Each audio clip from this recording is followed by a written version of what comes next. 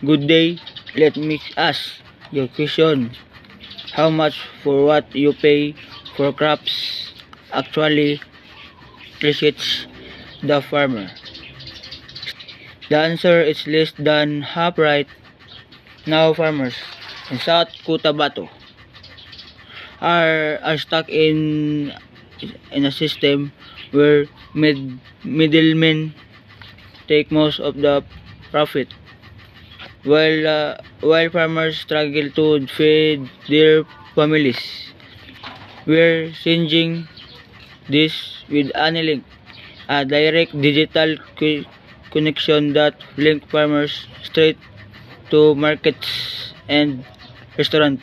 No more middlemen, no more exploitation. Here's how it works.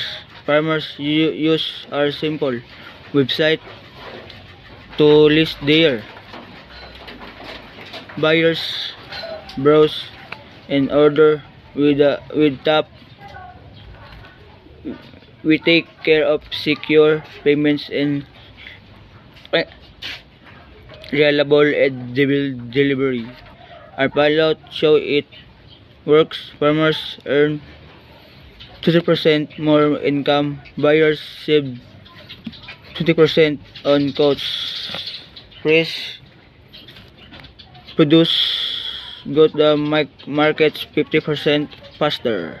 We're raising $50,000 to expand across South Cotabato and help over 500 farmers next year for less than